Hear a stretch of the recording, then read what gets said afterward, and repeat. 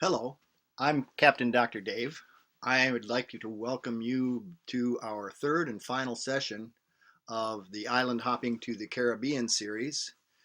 This webinar has been done for a number of years, going into nearing probably 8 or 9 years that I've been doing this webinar or this presentation anyway.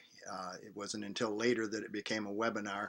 Um, but this is essentially a story of how Annie and I made our trip from the coast of Florida down through the Bahamas and the Turks and Caicos, the Dominican Republic and Puerto Rico, and finally onto the Caribbean. It is directed at those of you out there who are maybe thinking about making this trip and would like to have a little insight into how somebody else has done it. We are not experts by any means. We only ever made the trip one time. We made it one time down and one time back. Um, so everything that I present to you is from the point of view of pretty much strictly novice sailors who learned as we went, and there isn't any. It is not tainted with the laxity of someone who has done this several times or multiple times and is no longer worried about the little things. Before we move on, I'd like to point out that I do have another webinar on my CaptainDrDave.com website. For those of you who might be cruising with pets, whether you take this trip or any other trip on your sailboat and you take pets along, check it out. My Cruising with Pets webinar is available for free at CaptainDrDave.com. So we're talking here, when we last left you, we were down in the Dominican Republic, and we were um, getting ready to depart.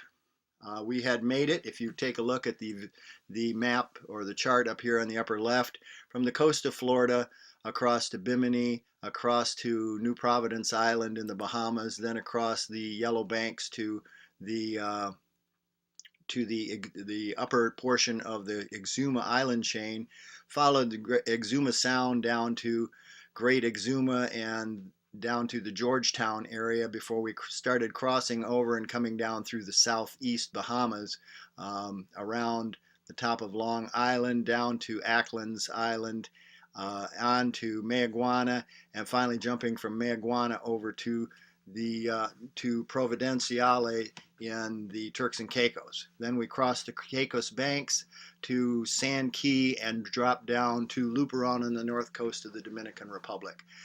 When you look at this as a series, as a distance, it's pretty intimidating. It's a long distance to go. But what you have to remember when you make this trip is that it really isn't a long distance because you're only doing it a day sail at a time. And that's the key thing to keep in mind. Most of these legs are no longer than a typical, or maybe a little bit longer than typical day sail for most individuals who are seasoned sailors, and it's really not that much of a stretch to think that you could probably do this. There are only a few of the legs here that are sizable. We've already done a couple of them. We made the crossing from Florida to Bimini, which is a trip of about 60 miles or so. We made the trip from Mayaguana over to the Caicos Banks, which is a trip of about 40 miles or so. We made the trip from Acklands Island over to Mayaguana, which is 30 or 40 miles. And finally, the most recent portion of this, we made the jump from San Key in the Turks and Caicos Islands down to Luperon and the north coast of the Dominican Republic, which is close to a 100-mile trip. So you're gaining experience as you go along this trip. Most of the legs are pretty short, and you have usually plenty of time to suck it up and get ready for the next leg when you see one of these long legs coming. And most people don't have any problem after they've done one or two, don't have any issues with making these trips. The key thing that we have been stressing all along is to always wait for weather.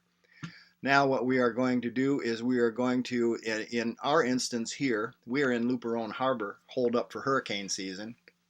We are going to leave Luperon Harbor and head along the north coast of Hispaniola down to Samana, Bahia Samana, where our intention is to sit and wait for weather until we have the opportunity to cross the Mona Passage to Puerto Rico. This particular leg along the north coast of the Dominican Republic I consider to be the most intimidating leg of the entire trip, simply because you've got to have an excellent weather window to do it, due to the fact that you're sailing along a lee shore that is not a particularly friendly shore. There's very limited, if any, opportunity to hole up along that 100-mile stretch. So you're pretty much stuck with having to make a 100-mile leap from Luperon, or an 80-mile or thereabout leap from Ocean World over to Bahia Samaná before you have any semblance of protection again. So we're going to talk more about this trip in a moment. You can see here on the north coast, this little blip on the very northerly coast of the Dominican Republic is the Bay of Bahia Blanco and the town of Luperon. About 20 or 25 miles to the east is Cofresi, where the artificial harbor of Ocean World Marina has been created. And Ocean World Marina reminds me a lot of the artificial harbors that you run into on the Great Lakes. It's a big version of it, but actually it's not all that big. The difference is it has the Ocean World facilities there. It has the casino and all of the fancy stuff there. With what they hope to compete with, presenting as a world-class marina inside this artificial breakwater that surrounds the marina, very similar to the harbors of refuge that the state of Michigan has provided along the shoreline of the Great Lakes all around the state. Every 50 miles or so they have a similar type thing. The only difference here is that the enclosing breakwaters are much taller than what you might expect, and pretty impressive. But in the eyes of a hurricane, if they were to be hit by a pretty major hurricane, I suspect they wouldn't be quite so impressive.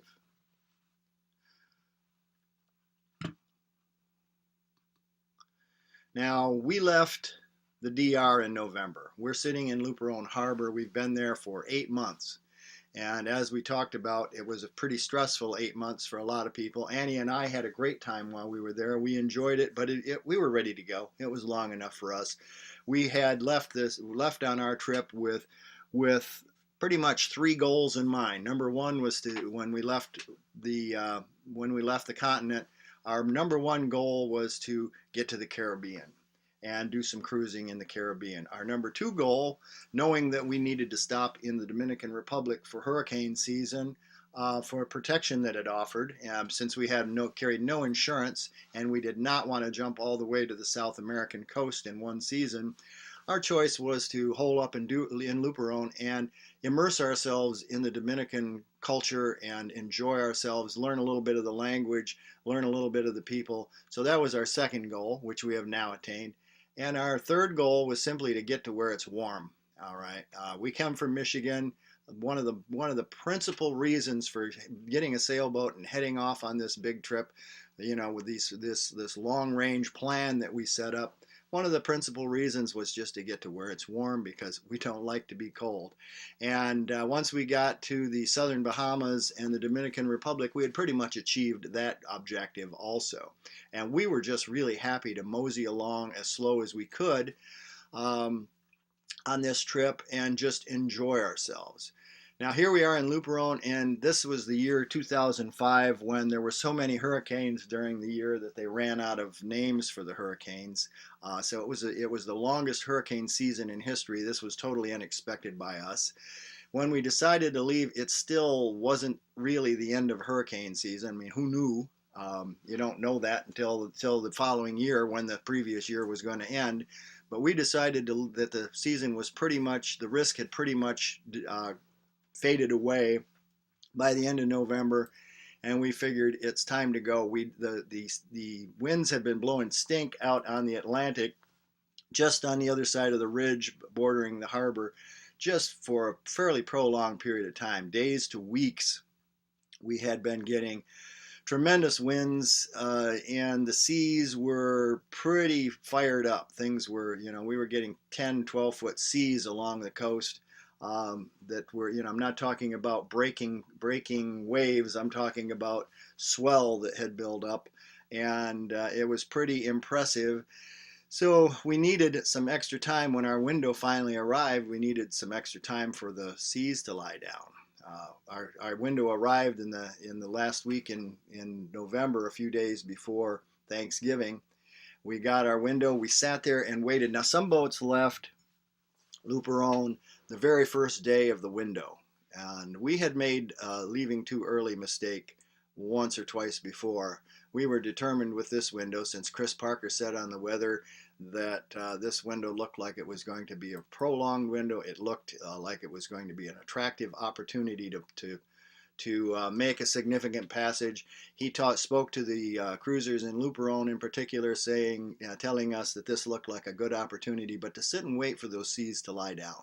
Some of the cruisers, 2 or 3 boats that left on the first or second day of the window, called in when they got out. People were getting seasick who had never gotten seasick before. They were facing 10 and 12-foot swells as they sailed along the north, or motored along the north coast of the DR. And those of us who hadn't left were looking at each other thinking, I don't know about this. But that's one of the negatives of holding up in this place that is so quiet and calm and for such a long time, as being in Luperon for hurricane season, is that you're sitting there in absolutely flat, calm water for weeks, most of us months at a time, without having gone anywhere aboard the boat.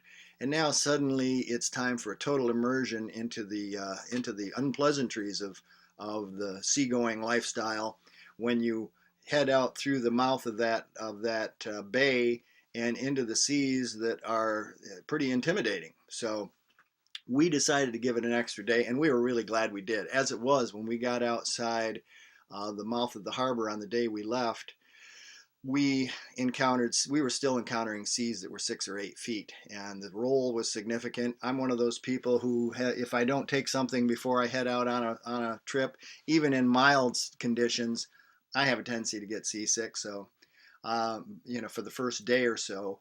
And if conditions are not good, I'm not good. So I took some Sturgeon before I left. I found Sturgeon to be an excellent product. You're able to pick it up right there in Luperon at the pharmacy. I got the extra strength Sturgeon, which is designed for cancer chemotherapy patients. And I took, I think, a half a tablet of that, which is still a high dose for the usual use. Worked absolutely great for me. We got out there in 6 or 8 foot seas. I didn't have any problems at all. But this is a case of coming out of the mouth of the harbor and instantly you are at sea. You are in this big river of water that's flowing from east to west, with a swell that's coming in from the north. It's a pretty harrowing situation when you first get out there, until you've made the adjustment, and after a few hours out on the water, you're in good shape. But remember that even the toughest sailors who were there and the most experienced were having some issues with this. You follow the coast along this particular leg of the trip, which I think is the toughest leg. You basically just following along the north coast. We had a pretty good time of it. As the day faded, the seas were steadily becoming less and less. The swell was becoming less and less, and the seas were flattening out. But for the first 12 hours or so, it was pretty rocky. Speaking of rocky, you want to keep in mind that there are rocky shorelines along your lee side on this thing. So you don't want to. You want to make sure your engine's functioning, make sure everything's going well, so that you don't run into any problems. We were headed, essentially my objective was to go directly from Luperon all the way to Bahia Samana on the eastern end around the Cape on the eastern end of Hispaniola, and hole up in Bahia Samana for a night or so while we waited for appropriate weather for crossing the Mona Passage. But with the amount of of swell that we had, that we was still carrying over when we left, any attempt to stop into some of these very poorly protected north coast anchorages that Bruce Van Zandt mentions in his book, any attempt to do that would have been foolhardy. So we made the trip in one single leg. Not a bad trip. I mean, it's an overnighter. You know, we sleep here and there in shifts. Annie and I, when we're doing a overnighter, don't get much sleep, either one of us, but we get enough to keep us sharp. And one of us will keep an eye on things while the other is piloting the boat. And when the person starts feeling tired who's piloting, we swap off. One thing I do point out is to watch out for fish floats on the north coast of the DR. I think it's that way pretty much in any of these areas. If you're in 100 feet of water or less along any of these island coasts, you need to be aware that you may run into fish floats, and kind of watch out for them. They're usually pretty far apart. There aren't going to be a tremendous number of them, but just be aware that they are there so that you're looking for them. Now, after we left, we heard a rumor about some friends of ours who had spent the hurricane season with us in Samana, or had spent the hurricane season with us in Luperon. And on their way across, they took the same route we did. They stopped in Bahia Samana and anchored for a short time in order to rest and recuperate. While they were there, they were anchored in fairly shoal water, probably 10, 12 feet, something like that, behind a small island. We had stopped in the exact same place when we came across. While they were there, they got caught in a squall. Now, he had been polishing his fuel. I don't know why on earth he chose this particular time or place to polish his fuel, but he decided to polish his fuel through a fuel polishing device that he had on board. They had their anchor down, and when he finished polishing his fuel, he didn't bleed his lines properly, so he couldn't get his engine started when the squall was approaching. They had one of those stainless steel anchor swivel or anchor. I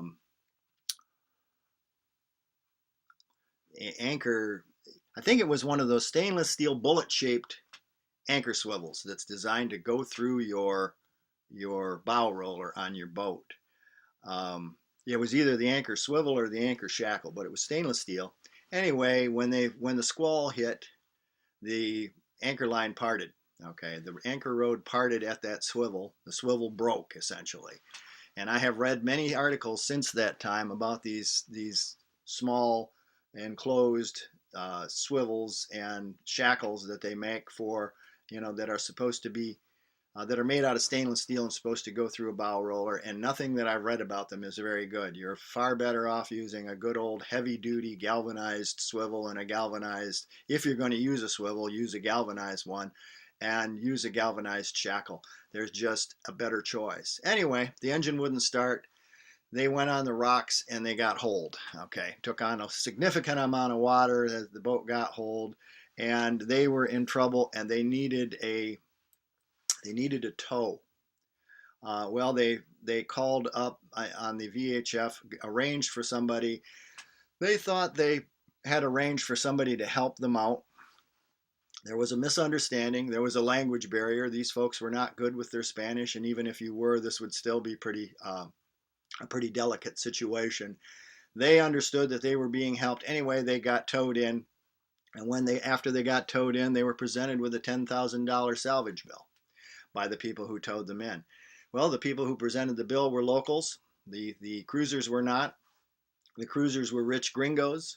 I'm sure the local people all view them as such. Whether you are or not, you're a gringo, you are rich, living on a boat and cruising.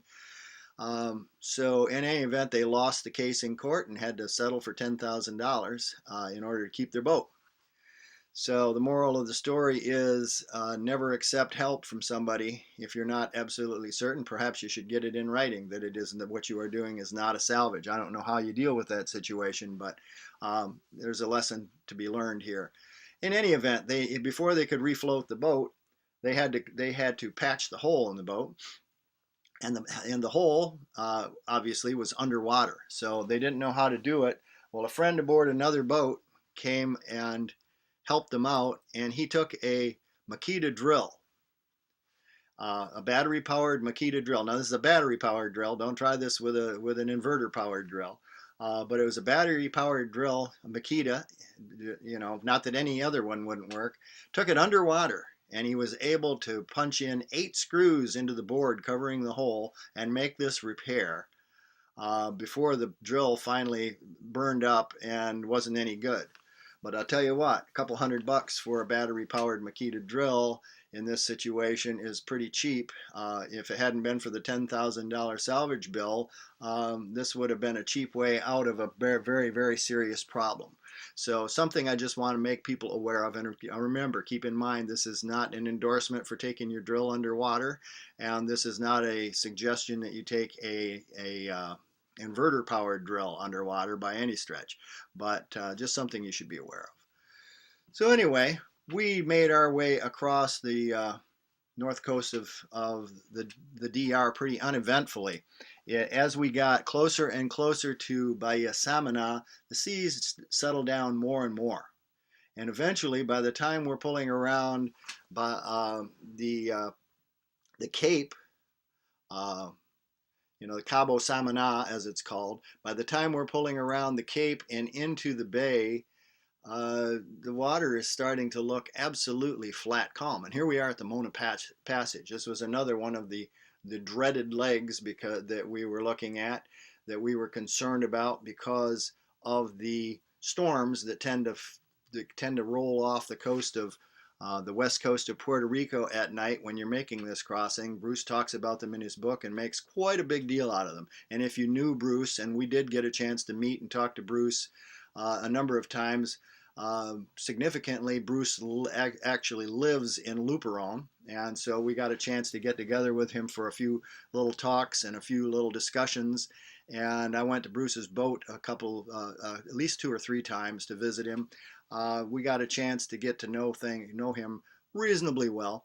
And if he is concerned about these storms that roll off the coast of Puerto Rico, I'm concerned about those storms. And I can tell you that I have experienced one of those storms on the north coast of the Dominican Republic when we were bringing the boat back from the Caribbean.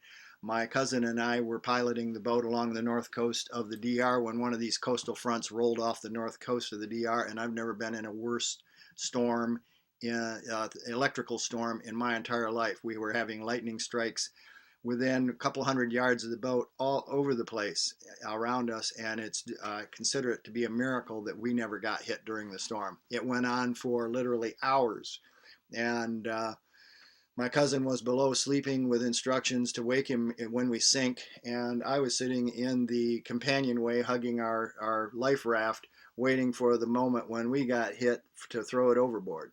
So, it's a pretty intimidating situation to get caught in one of those storms. So we were concerned about having to cross the Mona and possibly run into one of those, not to mention the seas that can arise in the Mona Passage. So we got all the way around the Cape and into Bahia Samana, where we stopped and dropped the hook because we were going to spend the night. We took our fuel jugs and filled our tanks, or emptied the fuel jugs, I should say, for the next leg of the cruise. And Annie and I looked at each other and said, "This is incredible. The water's never supposed to get this flat." In Bruce's book, he mentions something to the effect, if you happen to get to the Mona Passage in one of those rare instances when the winds are calm and the water is calm, go for it. And that was exactly our attitude. Whether he'd said that or not, that was exactly the attitude we had. We saw an eerily calm Mona Passage that looked like a flat calm on an inland lake, with just a very, very slight roll left from the northern swell. I mean, no more than a foot or so of roll. And so instead of stopping there and rest, we fueled up, and the weather window was still going to carry on for another couple of days, according to Chris Parker. So we said, let's go. And we left that afternoon, and by the time night settled in, we felt like we were motoring through oil. If you looked over the side, there was not a ripple. There was not a white cap in sight. extremely eerie situation. And we crossed so efficiently and so easily that in the morning, we had to stand off of the shore of Boquerón and wait for daylight before we could come into the bay at Boquerón on the on the western shoreline of Puerto Rico. We chose to go to Boquerón rather than Mayaguez because Mayaguez is a commercial shipping port. Now, that's where you're supposed to come in, and I certainly do not advocate uh, doing something that is possibly illegal and probably illegal. When you're checking in, you're supposed to go to a port of entry in Puerto Rico, and there are a number of them. However, facing the shipping that goes in and out of Mayaguez and the anchorages that they offer, we had some friends in a boat who chose to go to Mayaguez, and they ran aground there. They had problems there. Um, Boquerón is such a pleasant little spot. It's an absolutely beautiful bay, easy in, easy out. Um, there's a number of boats anchored there. There's no commercial activities to speak of other than a few little bar type places and restaurants along the shore. It's a popular tourist destination, especially for the college kids, and the town has that kind of atmosphere. So anyway, we anchored in Boquerón, and it was the day before Thanksgiving. So here we are we've already done this, but here we are up in Mayaguana here. We're on the south coast of the Mayaguana, come down to Salpadilla Bay on the western shore of Providenciales, Provo as they call it. Then we crossed the Caicos Bank, came down and turned and crossed the Caicos Bank, and out here to San Key on the little blue area here, which is the Caicos Bank.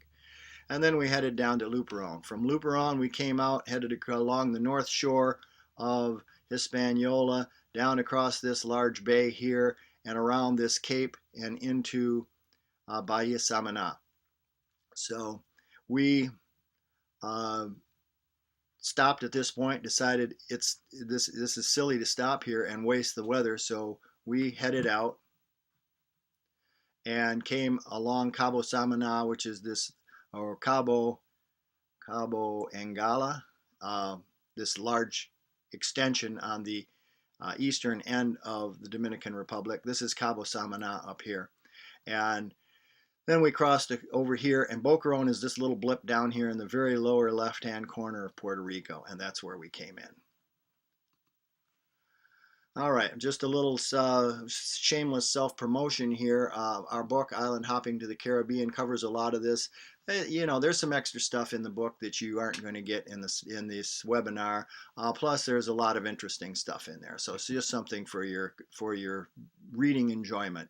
You can get it at createspace.com just by plug in this URL on your browser.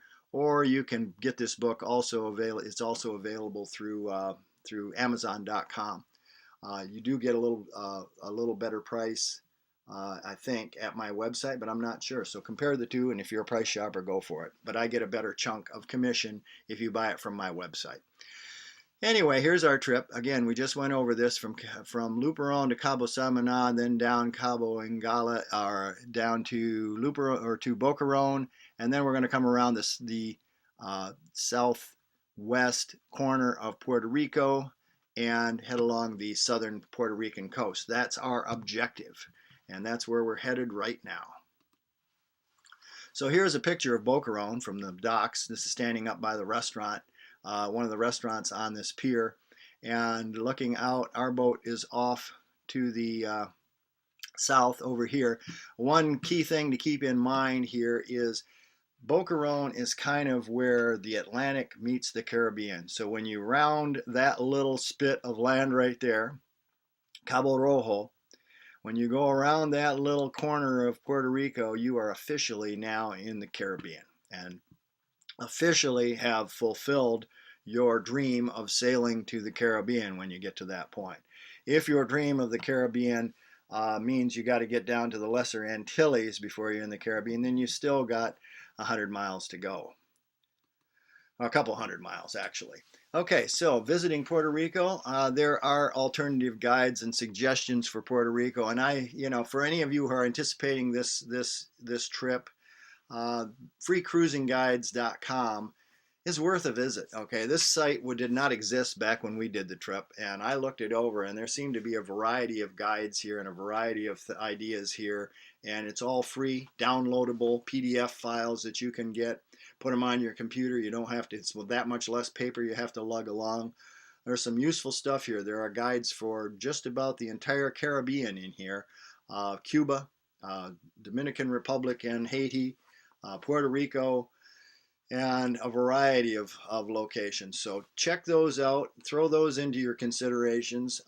Again, my feeling is Bruce Van Zant's book is a priceless, it is an invaluable tool for making this trip because of his insight and his experience that he's put down very effectively in writing. Read it, do it. If you don't want to follow it, that's your business, but you'll at least have the information in your head, or at least you'll have the idea of where to look for the information should you need it.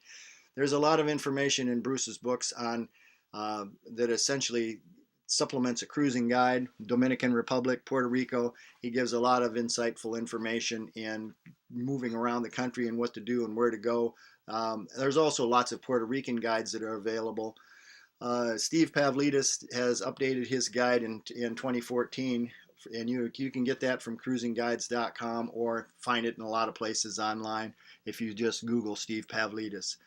Steve's a good writer. He's a good cruiser. He's done a lot of he's put a lot of detail into his books, and they are worth looking at. Now, on your arrival in Puerto Rico, if you wait for your weather, okay, which is a very, very minor chore in Puerto Rico because it's so pleasant. Every stop is one of those places where, gee, do we want to stay here a little longer? Boquerón was that way. La Paquera was that way. Even Gilligan's Island and Ponce, I mean, all of these places were the kinds of places where you could spend a lot longer. And we were just kind of passing through, so we only spent a day or two in each spot till we got to Ponce, and then we spent a little longer. But at Boquerón, it was Thanksgiving when we got to the day before Thanksgiving when we got to Boquerón. So in order to check in, since we didn't come in Mayaguez, we had to do our formal check-in. So we went ashore to find out how we were going to get to Mayaguez, which is, I don't know, it's probably 25 miles or something to Mayaguez from Boquerón. We found a taxi, and there was another one of our cruising buddies from Luperon who had gotten there the day before we got there, who was looking also to go check in Mayaguez. So we split up the taxi ride and took the taxi to Mayaguez and checked in with the officials there. You'll need to get the government stamp, customs stamp that they issue, I believe, and officially sign into Puerto Rico. And then on the way home, since Thanksgiving was going to be the following day, we had the taxi stop at a grocery store. And Annie and I went in and got the fixings for Thanksgiving dinner and brought those back to the boat. And the next day, we had some more cruisers that showed up in our wake in Boquerón. So there were about 3 or 4 boats of us there who showed up in Boquerón who were there in Boquerón for Thanksgiving. So we had them all come over to the boat, and we had a fantastic Thanksgiving dinner. It really was truly Thanksgiving because we were thankful at having made it safely without losing a boat, without losing a life, from Luperon all the way to Puerto Rico.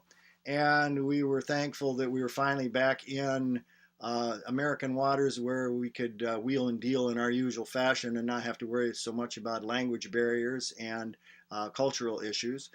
So there was a lot to be thankful for, and we were all extremely thankful that here we are. We're at the Caribbean. Every one of us, that was our objective, was to get to the Caribbean, and here we were all celebrating together. So it was quite an event. Anyway, from Boquerón, we went to La Paguera. Then I think it was a day or two after Thanksgiving that we left and headed off to La Paguera as our first stop on the Caribbean coast of Puerto Rico. Now, somewhere between Boquerón and La Paguera it was a little bit rough, a little rougher than we learned after that that we needed to wait for a little better weather window. But because we were shut in that bay at Boca Raton, we did not have a true impression of what the weather was like out on the south coast. It was blowing a little harder out of the east than we would have otherwise gone out in, but it was still doable. And we were getting some of that thunka thunka feeling that as we were going along the south coast there once we turned the corner. But it was early in the morning, and that's one of the keys to making this trip is to leave early in the morning, like at break of day, if not a little earlier, and get the trip behind you. It's usually only 3 or 4 hours. Get the trip behind you before the trades start to really ramp up.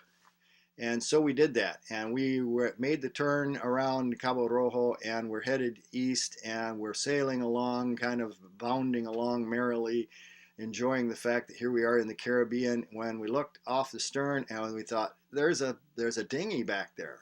It must have blown offshore. It must have come from someplace. And then we looked down and realized that our dinghy was gone. Okay. So now it became a man overboard drill. We had to go back downwind, retrieve the thing, get it back. Everything happened without a hitch, but that added probably another hour onto the trip of doing the man overboard drill. So do keep, when you're towing your dinghy, keep a close watch on it. We never lost it again, although we did have other adventures with it. So pay attention to La Parguera is an interesting place to visit. When you get there, it looks intimidating on your chart. It's really quite easy to get in. There's reefs all over surrounding it. But remember, now you're in American waters, so you've got U.S. Coast Guard buoys and markers all over the place. And everything is really effectively marked so that you can get in and out of this harbor without, or it's not really a harbor, it's just a more or less a roadstead. There are a number of little mangrove islands that you can get behind and you can tuck in, and this is a popular place actually for people to for a number of people to spend hurricane season. La Parguera is a really nice little town. So anyway, watch out for the reefs. There's conch there. There's you're getting into what looks like Caribbean blue water, and some of the boats, like I said, some of the boats spend the summer there. From La Parguera to Guanica, we spent probably 3 or 4 days in La Parguera.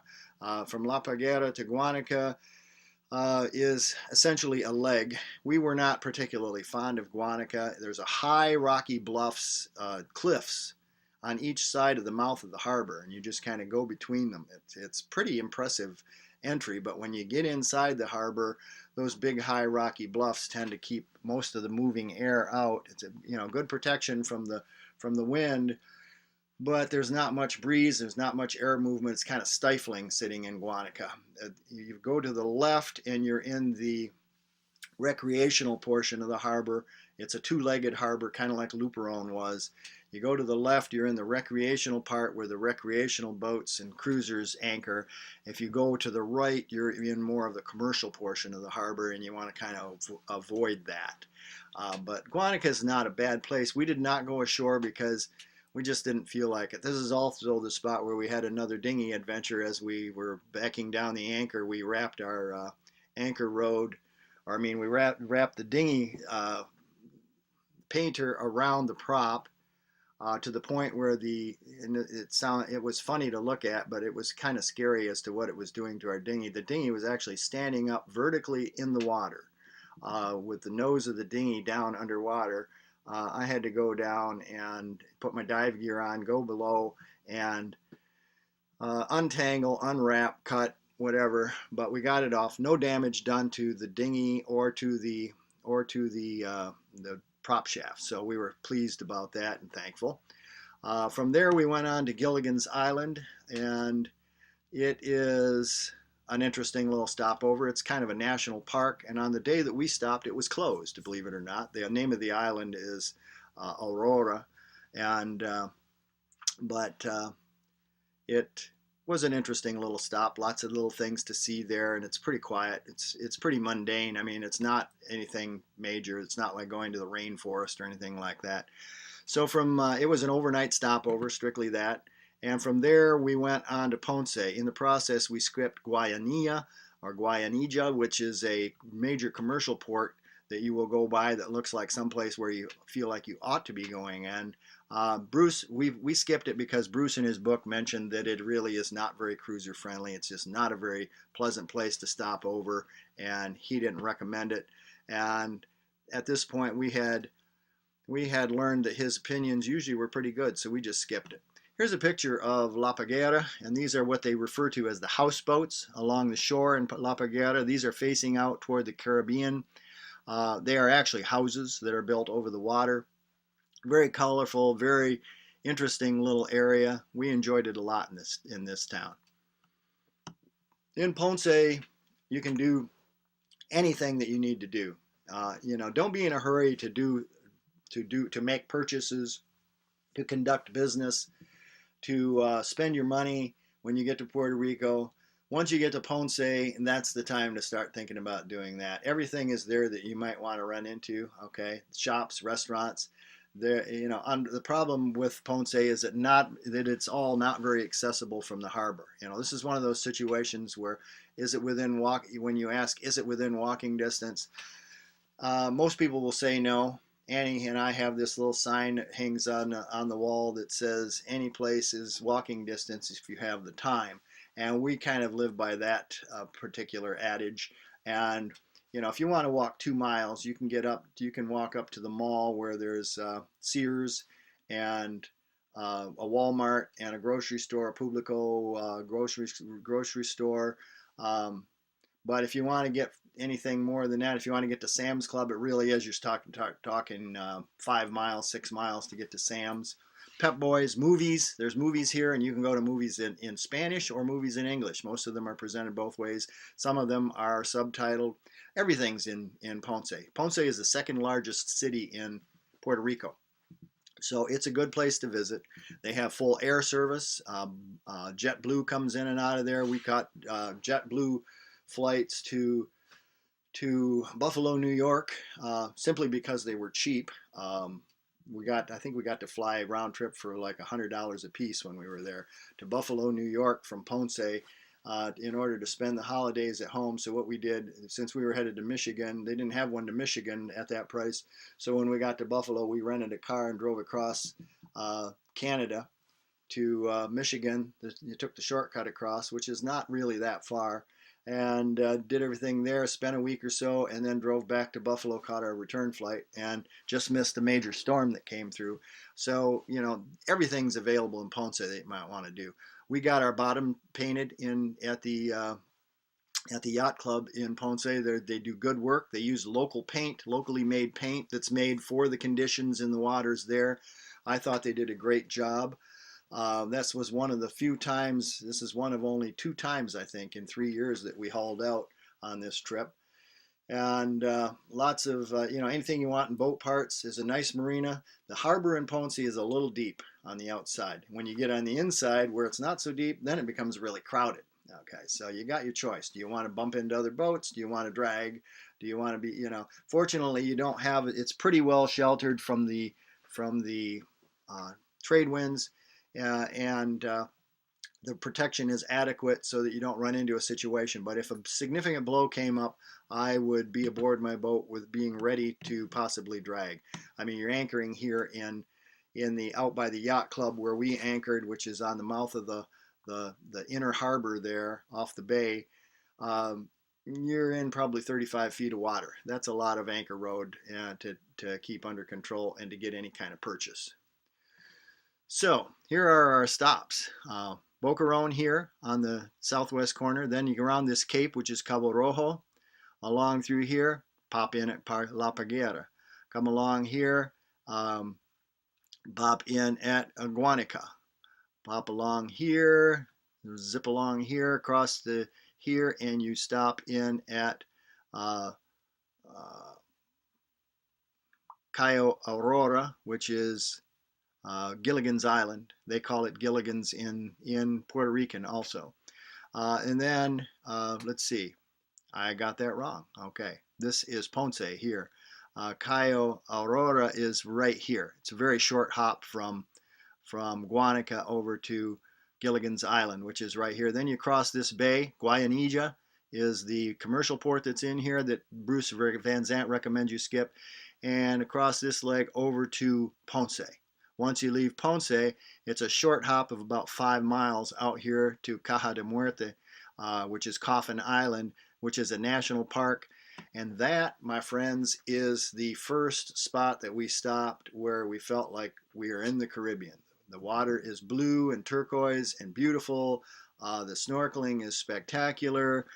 We were the only boat there for the couple of days that we spent there. It was just a magnificent spot. Pretty good protection, hiding behind this island on the western side of this island. It's a fairly, for a Caribbean key type island, it's fairly high. So it gets reasonable protection. But when the winds sweep through here, the protection's coming from the mainland. When the winds are coming from the north of east, the protection starts to be from the mainland. But when the trade winds swing around to south of east, you get pretty good protection being in the lee of this island. So that's a pretty good spot. And then we went over to Salinas. From Salinas out to the Boca del Inferno out here, and then along the south coast over to the Spanish Virgin Islands. So that's where we're headed here. You got to keep in mind that Ponce, the second largest city in the country, is right here. The autopista, which is their interstate, if you want to call it, runs along here, all along the south coast. When it gets right in here, it turns and goes up to San Juan. This is probably it right here. It looks a lot more windy than what it is. I don't think the autopista is on here, but it comes along here. When it gets about to Salinas, which is right here, it turns to the north and heads up to San Juan. And so everything's pretty well connected by car if you want to rent a car. This is an easy island to get around. San Juan is, like I said, San Juan is up here. Ponce is down here. Those are the two largest cities in the country. In between, there are a number of places along here, like Caguas, which is right up in here somewhere on the autopista. You can stop and you can drive to Caguas, and you can fit out from one parking spot. You can go to Costco, you can go to Sam's Club, you can go to Pep Boys, and you can go to a Publico grocery store. Major situation. And then just a couple miles away across town, we went to another mall where there's a movie theater that you can stop at, and there's a Home Depot there. So very, very easy fitting out. This is downtown Ponce, some pictures of the streets in downtown Ponce. This is obviously one of those that has been turned into a shopping avenue. And this is a picture of the Ponce Fishing and Yacht Club. Where we got hauled out is over here to the left. The inner, what I call the inner harbor here, is a long leg of water that's only a couple hundred feet wide, probably 400 feet wide, that extends in here by another probably quarter mile or so, and narrows as you get further in. Where you get to the end where the dinghy dock is, there are humongous tarpon that live there, just swimming around in the water waiting for people to feed them. We anchored about right here. This is taken from our deck, from on deck of us when we were anchored. Right along here is the fuel dock. So this is one of the only fuel docks that we ever went alongside while we were out. Most of the time we jugged our fuel from the fuel docks. But this one was so easy in, easy out that we went in and tied up alongside. Very easy to get fuel there, very convenient. So from Ponce, we went out to Isla Caja de Muertos. Again, this is the first spot where we encountered what we felt was Virgin Islands water, Caribbean blue water. And it really does have the feel of the Virgin Islands. Great diving. Okay, there's conch just by the billions here. Now it's a national park, so you're not allowed to take anything. You're not allowed to spearfish. You're not allowed to collect conch. But you are welcome to come out there and anchor for as long as you want and snorkel and dive and visit the island. We went onto the island. We went up on top of the island. There's an old abandoned turn of the century Spanish vintage lighthouse that should be, if it were in the United States proper, it would have been taken over by a Friends of the Lighthouse group and been restored and all that sort of thing. This one's waiting for that to happen, but unfortunately it's been covered with graffiti, and it's going to be a big job if anybody ever decides it. But it's a long walk. It's probably 150 feet above sea level to the top of this island, and maybe more. And it sits up there very prominently, and makes a nice little hike to go up there.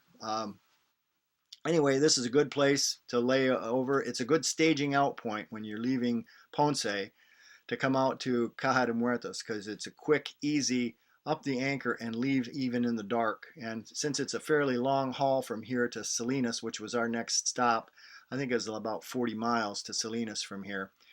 We left in the dark when we took off from here, and you're reasonably well protected from the prevailing conditions. This is a picture of our boat anchored in the water out off Caja de Muertos. And the reason it's called Caja de Muertos is that the island, kind of on its side, similar to the naming of Virgin Gorda in the Virgin Islands, it has the appearance of a body or a casket lying on its side, one end being high and the other end being low, that sort of thing. And here is a picture from up at the viewing platform, up where the lighthouse is, looking down. And that is our boat at the tip of Annie's finger. Now, when we came ashore, we took our dinghy, and the dinghy dock is right down here. We took our boat ashore and walked up here, because from the boat out here, you can look up into these little hills here at the foot of the island. And there are a number of statues and shrines and that sort of thing that have been tucked back into the rocks up in here by people, evidently little religious shrines that are there for some reason that remains beyond me. But this is a very interesting place to visit, and a very enjoyable visit. When you're hiking up to this lighthouse, the paths that you take are literally surrounded and impinged upon by typical Caribbean vegetation that is pretty threatening. I mean, you got thorns that are 2 inches long. You got all kinds of stuff. You got to watch where you step. I was wearing Crocs, and when I got back, I had a couple of these long thorns lodged in the sole of my Crocs. Fortunately, it didn't penetrate all the way through and into my foot. But you want to use a little care when you're walking the paths on any of these Caribbean islands. So, anyway, that's Fidelis lying off Caja de Muertos. Now here we are. We take a 40, we leave in the dark, take a well-protected trip along the south coast. And again, that leaving early in the morning, say 4 or 5 o'clock in the morning, is such an excellent technique to use, because the trade winds are absolutely at their minimum when you leave early in the morning like that. By the time daybreak hits, you're approaching your destination, and you can feel the trade winds starting to perk up with the heat of the sun, and you're where you're going, and you don't have to worry about what's going to happen that day. So I look at Salinas, and I call it Puerto Rico's answer to Luperón. Okay, now it doesn't have quite the protection that Luperón has, because it is on that south-facing coast, and that south-facing coast is vulnerable to storm damage, because those storms whip up out of the Caribbean and head up in a northerly direction, and there's nothing there but the south coast of the island to get in their way. So but you have excellent protection here for just about anything other than a direct hurricane hit. And back when Georges hit in 1998, it did some major damage there. Okay, there's a tendency, the track record of the Puerto Ricans on this is that when a major storm is headed this way, everybody and anybody brings their boat into the harbor. They anchor them willy-nilly anywhere on anything, and then they leave them there for the storm and come back and hope that they're still there when it's done. So if you're there in your $500,000 cruising vessel anchored in the middle of all of this, when something major hits, your ground tackle may work just fine, but the chances of you not being damaged are probably pretty slim, because of all the flotsam and jetsam that's going to be banging around in the water and dragging past you and all that sort of thing. So it's not, in my opinion, probably a very good choice as a hurricane hole for a major storm. But if it's not too major, it's really good holding. It's extremely safe. It's there's very little problem with any kind of with people boarding boats here. Obviously, no place is quote safe when you are anchoring a boat and leaving it, or anchoring a boat and staying aboard. But this is as safe, in my opinion, as safe as any place you're going to find.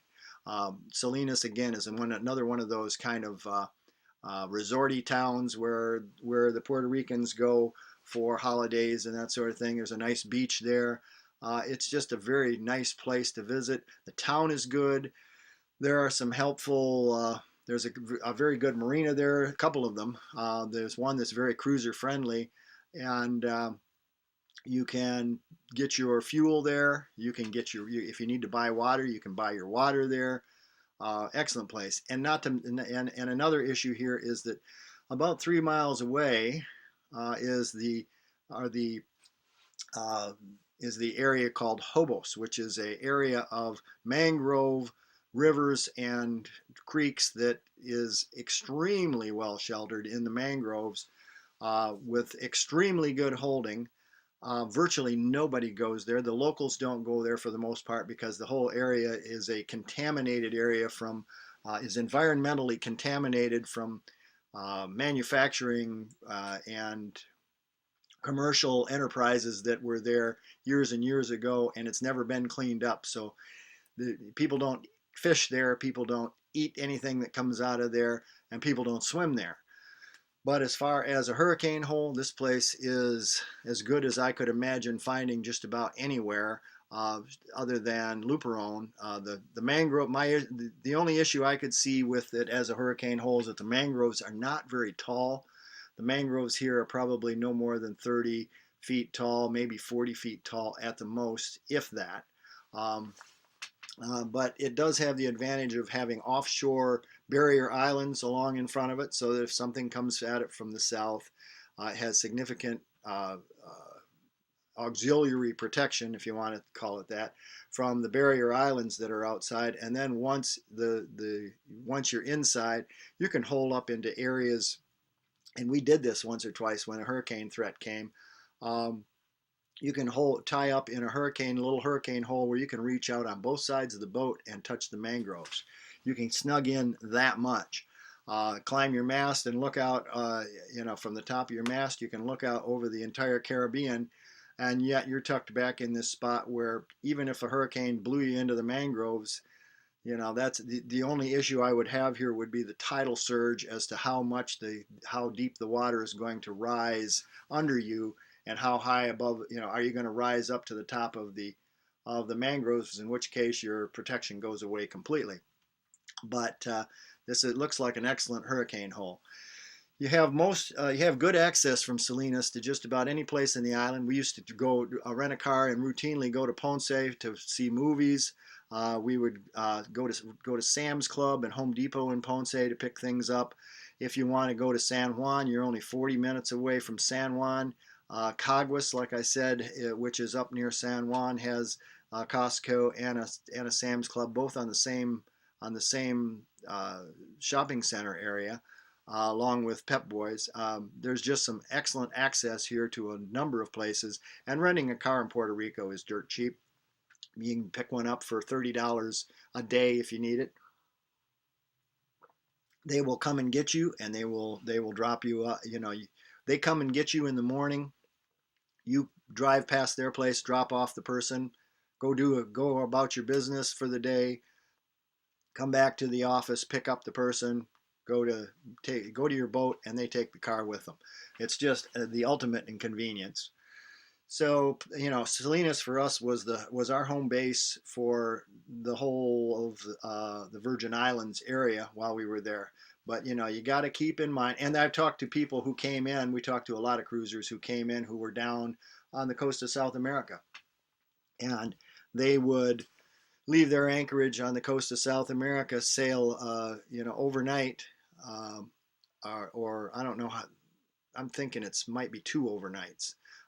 from the southern Caribbean all the way up to Salinas, anchor their boat for a day or two while they got a car and went and resupplied and re-outfitted their boat, wait for the right weather opportunity, and they would head south and back down to where they came from.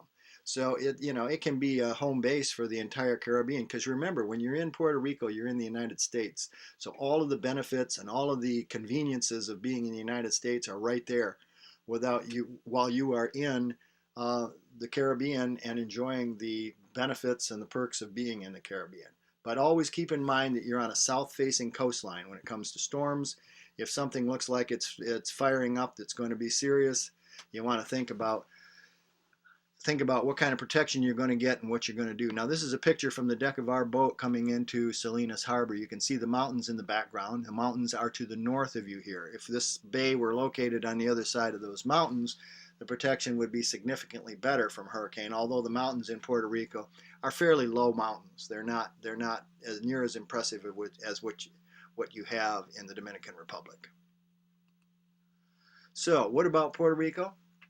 Well, we got some pros and cons. Most of the upside of the DR, I mean, everything pretty much offers everything that the DR offers except for Luperon Harbor and the hurricane protection.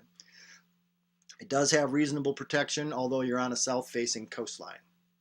The language here is still Spanish, but inevitably, when you're in Puerto Rico, in any of the commercial areas anyway, there's always someone nearby who speaks English. So you can always round up somebody who speaks English. And occasionally you'll run into one of those individuals who's offended, kind of like the French are, by the fact that you don't speak Spanish. And they may speak English, but won't speak it. So, you got to keep that in mind. But most of the time, there's somebody around. You have all of the pluses here being in the United States. I talked about the cheap plane flights to the United States. None of the downside of being in the third world here. And now, with being on the south coast, we're in the Caribbean. So from Salinas to the Spanish Virgin Islands is our next step. And there are a couple of spots on the south coast between Salinas and the Virgins where you can hole up if you want. We never did that. We talked to some people who did. They're not particularly well protected spots. So our attitude is for the most part, our general way of thinking is that we'd rather sail from one reasonably well protected spot to the next reasonably well protected spot and kind of save those not so well protected spots for maybe day sails or other trips. But just to let you know, there are a couple of alternatives, and Bruce lists them in his book. We would stage out when we were in Salinas. We would sail out all the way down to Hobos, and when we got down to Hobos, there's an entry called Boca del Inferno. It's a spot between two that comes through the Barrier Reef area, and it is surrounded by some pretty major reefs on both sides of the Boca. And the Boca is translated means the mouth of hell, so it doesn't sound particularly inviting. And most of that is because when the seas are running, it can be treacherous. But when you let the seas lie down and you come out early in the morning, we've snorkeled the entire Boca from one side to the other. We've done the reefs along each side. The Boca del Inferno is a huge area. It's about as wide as a football field, if not as wide as a football field, as long as it's at least as wide as a football field is wide. Clean sailing through the thing. There's nothing in the way. It's fairly deep water going in and out, probably 30 feet deep or more in the middle of it. And then it kind of gradually shoals on the sides, and where you get into the fan coral and then some solid coral that's along there, some coral heads. But it is not treacherous if you do it carefully and under the proper conditions. And it is an excellent staging out point to just kind of tuck back just inside the opening for the night when you're getting ready to leave, because it knocks off about 5 or 6 miles from as opposed to coming out of Salinas, and gets you that much closer to your objective. So what we would do is allow the wind to calm for and then give it good 24 hours for the seas to settle down if it had been blowing significantly, and we'd tuck in behind the Boca and sit there and wait. And at 3 o'clock in the morning, 4 o'clock in the morning, we'd head out through the Boca using our GPS and visual nav at the same time. But it really does work well with just GPS. You can come through this opening once you've done it once or twice, and we would head for Green Beach on Vieques as essentially our primary objective. Okay, as a place to stop. We never did stop at Green Beach. We always ended up getting past Green Beach. Most of the time we would be on our way to Culebra rather than Vieques. But if we stopped in the little bay on the north shore of Vieques outside of Isabel Segunda, which is the big town on the island of Vieques. You can make it there in probably 8 hours of cruising, something like that, to get there. And most of the time in 10 hours or so, we could get all the way to Culebra. So it was a pretty good trip.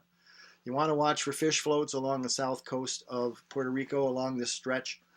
Bruce talks in his book about the 10-fathom trench and how you can get good protection from, better protection from the seas when you sail the 10-fathom trench. What we found out was that in reality, the 10-fathom trench appears to be a special depth for the people who set the fish traps out, and the 10-fathom trench has floats all along the length of it, at least when we were there. So we used those floats as a marker and we'd sail along just to the south of them, outside of the 10-fathom trench. We couldn't make use of the protection that he talked about in his book, but just to let you know, watch out for the floats. Now, on a good day, you can make it all the way to Culebra without any significant problem. You do want to watch out on the north shoreline of Vieques. At the very western end is an area that shows up on your chart. It's right near Roosevelt Roads. It's called Escollo de Arenas, okay? And an escollo is a reef. And this reef is not a coral reef. It is an area of, essentially, I want to say it's an area of flotsam, jetsam, garbage buildup on the bottom of the water here. I think it's where the currents meet when the tides are running. I think there's two currents that meet here. It's the impression I get. And water does funny things here when the tides are running. And the water looks funny through this area. It has a funny chop to it. And I think that whatever's in the water tends to fall out of the water and dump on the bottom here. So you want to watch it, and don't try to cut this too short, because I think it's a fairly unpredictable area. We crossed it short once or twice when we made this trip, and I thought, I think I got lucky afterwards that I didn't bump into anything. So it's worth your while giving it a wider berth around to the north and going near the very outer length of that escollo and avoiding any possible encounter with something unpleasant. So we are at Culebra. All right. Now, Culebra to us, was one of the best kept secrets in the Caribbean. It's one of our favorite spots. Culebra has all of the quaintness of being in one of the small Virgin Islands, or of being in the Virgin Islands 30 years ago. It's not, you don't have the commercialism, you don't have the buildup. At least you didn't when we were there. Now, it was growing somewhat, but it looked like one of those islands where growth was not high on its list of important things. So it tends to be really quite quiet, very quaint. We thought it was clean and safe and secure. Now, there's lots of places to anchor around Culebra, from inside Bahia Honda, which is the main bay in the middle of inside of Culebra that lies off the town of Dewey. Puerto Rican boats tend to flock to Culebra on the weekends and holidays, especially in the summertime. Now, in the winter, you don't worry too much about Puerto Ricans coming out for recreational purposes on the water, because in the winter, it's winter. And even though the temperatures are not very much different from what they are in the summer, there is a mental thing that the Puerto Ricans have about it being winter. And we were just amazed when we were in Ponce around Christmas time, walking through the malls and seeing all of the winter coats and parkas and sweaters and all of the things that are on sale. I'm assuming that these are aimed at people Puerto Ricans who are probably going back and forth to the United States to visit friends and relatives or whatever. I can't imagine that they're buying them to wear even up in the mountains. Um, but all the summer stuff disappears from the stores, and all the winter stuff comes out. And there's kind of a winter attitude on the part of the Puerto Ricans in the winter, and they really don't do much. But in the summertime, when you are in Culebra, every weekend, the Puerto Rican, uh, what people a lot of times jokingly referred to as the Puerto Rican Navy, came out in their very large cabin cruisers and tied up to the moorings in the bays around Culebra, particularly in Daquiti Bay on the south side of Culebra. Um, it's something to be aware of. They tend to tie up to these to the moorings pretty willy-nilly without regard for safety. So you need to exercise some caution when you tie up to those moorings and check them out, dive on them, look at them, see if you feel they're safe. We had one friend who broke loose from the mooring pendant on one of these moorings, and had he not been vigilant, would have ended up on the rocks. Um, Pay attention when you tie up to the moorings. They are free. That's one of the really attractive things about the moorings in Culebra, is that wherever they are, wherever you find them, they are generally free, provided by the Puerto Rican equivalent of the Department of Natural Resources. Um, so always dive your mooring. Consider those Puerto Rican raft ups, and what I'm talking about is taking uh, a 40-foot cabin cruiser with a huge flat stern-facing cabin, uh, and tying stern to on the mooring, so that and the idea is they then open up the sliding door or the big doors on the back of the boat and let the trade winds blow through the inside of the boat. You get perfect air conditioning. So, but the downside is they're presenting uh, this huge flat surface to the trade winds, and talk about a stress on all the parts of the mooring that's there. And then not only do they do that, but they'll invite one or two friends to raft up alongside them, and those boats will also tie up stern to the mooring, rafted off the central boat. And so these moorings, if you dive them, you'll find that the sand screws are a foot or more, a foot or two pulled out of the sand. You'll find the pendants are pretty worn. So check things out. What we normally did when we tied up to these moorings as a safety precaution, I would tie to the mooring, but then I would lower my anchor and about 30 feet of chain in a pile on top of the anchor, and let it sit there on the bottom next to the mooring, just in case I dragged. I don't know if it ever did any good because I never ran into that, but that was my way of dealing with the cautionary factor here. Um, the pristine water and the reefs surrounding the island. You got nearby Culebrita nearby, and you got Luis Pena. There are just some beautiful spots and anchorages here. You could cruise for a few days. It's kind of like cruising a miniature version of the BVI when you're in Culebra. And the same thing applies down around Vieques, which we never got into because we were too hung up on Culebra. We came back over and over again to Culebra.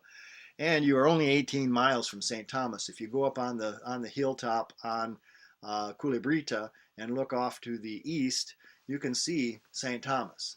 Um, Another thing to keep in mind is that there's a ferry that runs from Dewey on Culebrita, which is on the kind of the western coast, the western shoreline of Culebra.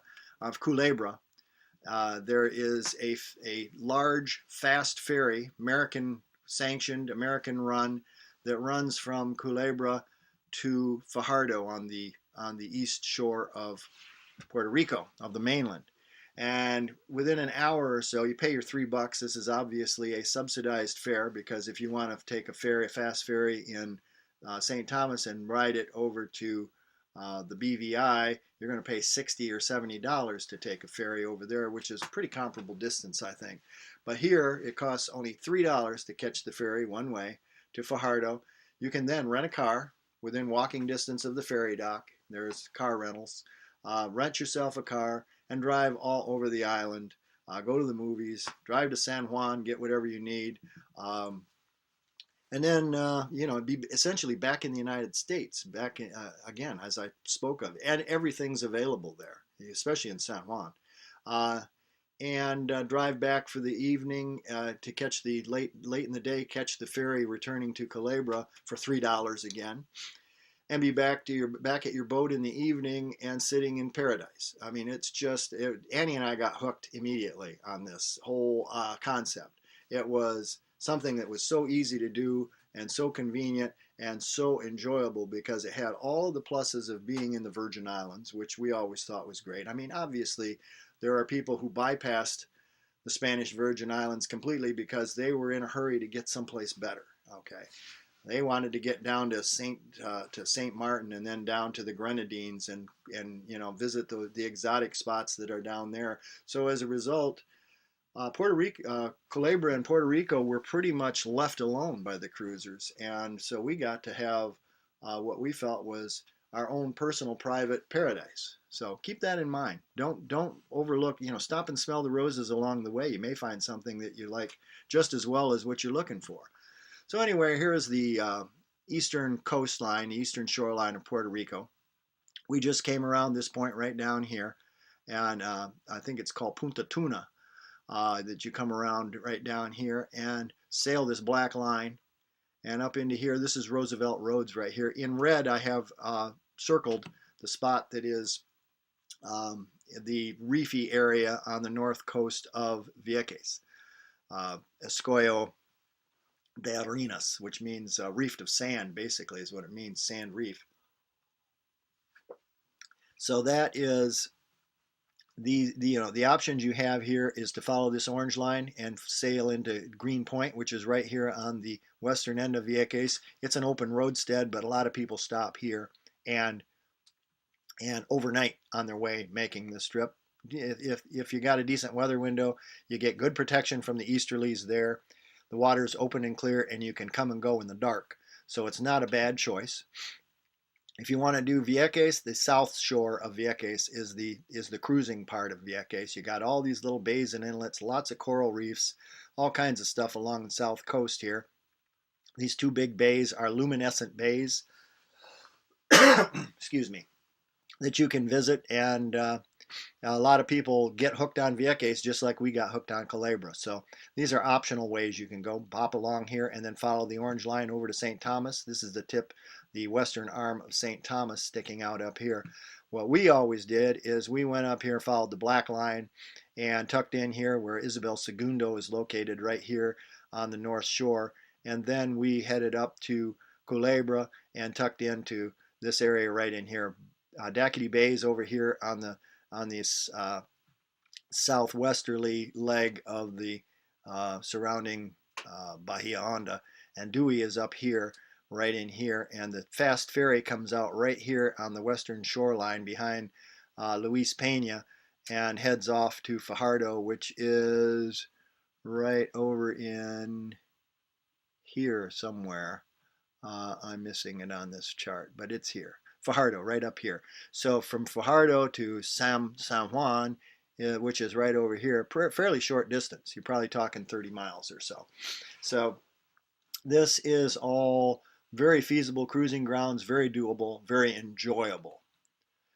So we had a great time on Culebra, and we were there frequently and we were there often, and we were there for extended periods of time. We would anchor out for weeks at a time in Daquiti Bay, which was our favorite spot to hang out. If we weren't anchored, we were tied to a mooring out there. Okay, so from here you jump to the U.S. Virgins, and again it's about a 20-mile trip over to the U.S. Virgins to Charlotte Amalia, where you can come in the U.S. Virgins. One key thing to keep in mind when you are in Puerto Rico, at least when we were there, you always need to check in when you come into Puerto Rico, even if you're coming back from somewhere. As long as you're in Puerto Rican waters, you're good. But when you come back, they want you to check in. They have one of those LB, local boating option things that you can sign up for, so you can just do it by telephone. But they want to know when you're coming into their waters, as opposed to the U.S. Virgins. When we were there, they didn't really give a crap whether you came or went. But Puerto Rico is pretty picky about that sort of thing. It has a lot to do with monitoring smuggling and that sort of thing. So, but anyway, 20 miles upwind from Vieques or Culebra is the U.S. Virgins and the BVI, and it's a pretty simple trip to make on a decent day. You just wait for a day when the winds are reasonable. Take off as early in the morning as you reasonably can, because once you're in the Spanish Virgins, you are in the Virgin Islands. They're all the same chain of islands. There's no check-in or custom sticker, at least when we were there, required for the U.S. Virgins, but you do have to check back into Puerto Rico. If you want to go on to the British Virgins, they'll give you a 30-day stay for a pretty cheap check-in. After that 30-day stay, then you have to pay the import tax. It can break the bank. So most people, even the Brits who are living, we ran into a couple of those that are holed up in Puerto Rico and hanging out there for all of the conveniences of being in the States. When they go to the British Virgins, they follow the same rule, and they will usually go there for 2-3 weeks, something short of the 30-day limit, and then they'll head back and come back to Puerto Rico. You do need to check in the British Virgins, even if you're just passing through. If you get caught, there is some pretty significant penalties. A lot of people choose to wait in Virgin Gorda to cross to Anegada, or to cross the Anegada Passage, I should say, which is the Sombrero Passage is the official name for the Anegada Passage. But that's the one thing that people are talking about all along while they're coming down through the Bahamas and the Dominican Republic and Puerto Rico. All of them are looking at the Anegada Passage, because once you've crossed the Anegada Passage, you're in the Lesser Antilles. You are now out of the Greater Antilles. You are in the Caribbean. These are the islands that people talk about when they talk about the Caribbean, are the islands that are south of the Anegada Passage or the Sombrero Passage. So a lot of people tend to sit out in Virgin Gorda and wait. Annie and I chose to avoid that situation of having to go through the trouble of checking in the BVI and all that. When we made our crossing, we went over to St. John, and we tied up to a mooring in Maho Bay, which are pretty reasonably priced. I think they were, at the time, they were like $18 or $20 a night, and we crossed from Maho Bay. So we sat there. We saw our weather window coming. We spent, I think, we sailed over and spent a night in Maho Bay, figuring we could relax, take it easy, and spend the entire day the next day coming down the Francis Drake Channel and just kind of enjoying the upwind motor sail up the Francis Drake Channel and seeing all of the islands on our way out and passing south. And we ended up passing through the gap between Cooper Island and Salt Island, is it? Right along there, before you got to Virgin Gorda, we crossed through the cut there and headed southeasterly toward St. Martin. And we had a great sail that day, or a great motor sail, going through that route, and enjoyed a very, very pleasant ride. And frankly, the whole night long, we got to St. Martin at daybreak, and it was just really a pleasant trip. So here we are in the Virgin Islands. We've got Culebra over here at the western end of this map. You come out of Culebra or come off Vieques down here, either way, and head over here to Charlotte Amalia for check-in purposes.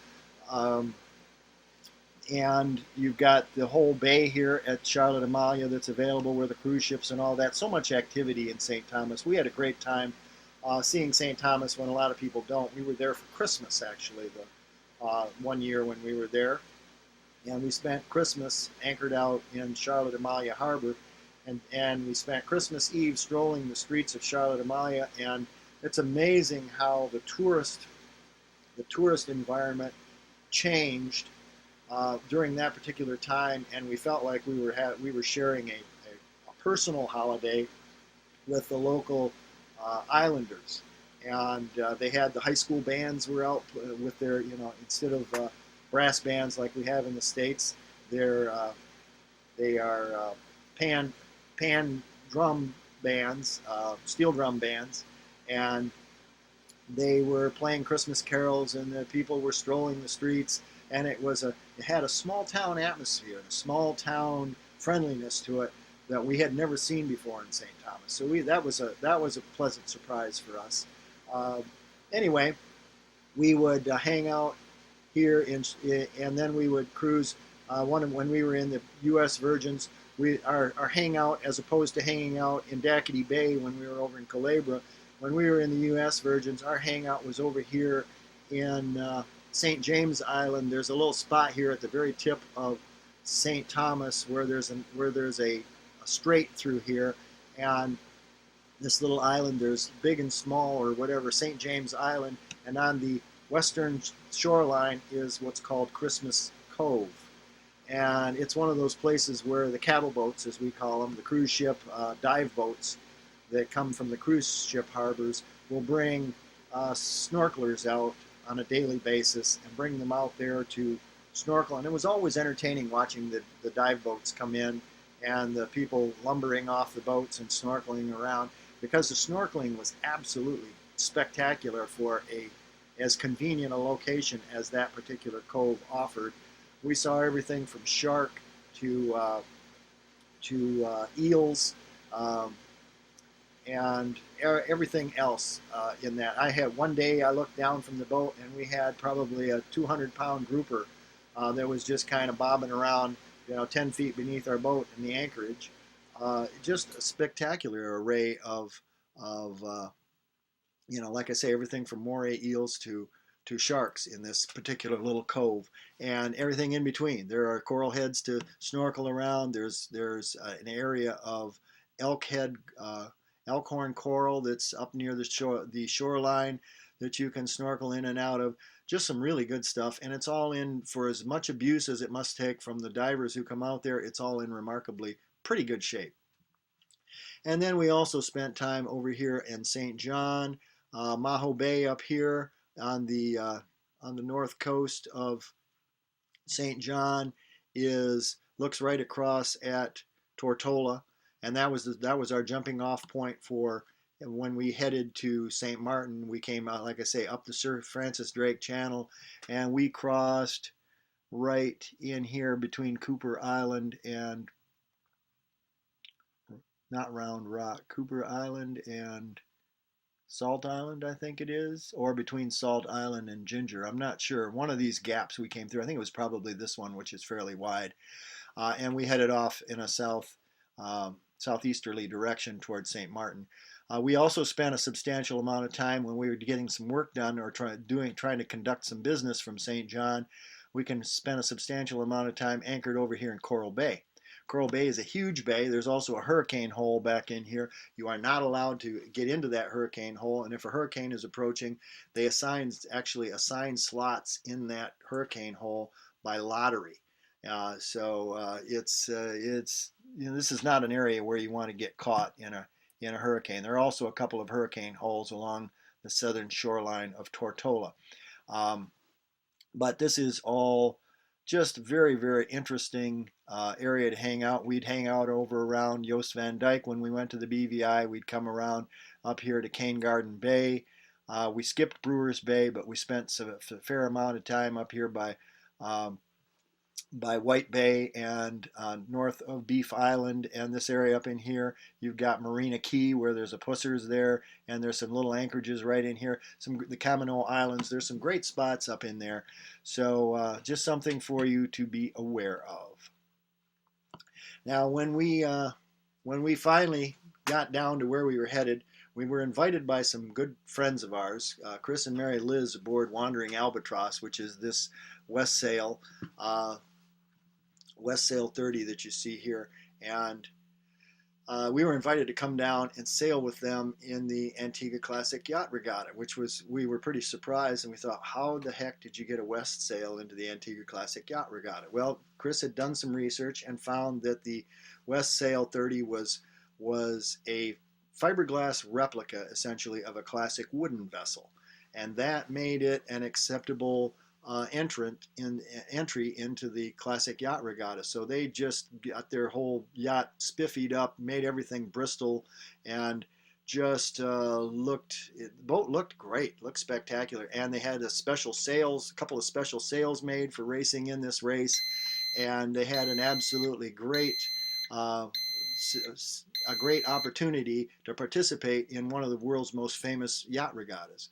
So we said, Annie and I looked at each other and said, yeah, we might as well. This sounds like a ball. So this was our objective when we left Puerto Rico, was we were heading down to be there for the classic yacht regatta in Antigua. So on our way down, we stopped in Barbuda and we stopped in St. Bart's.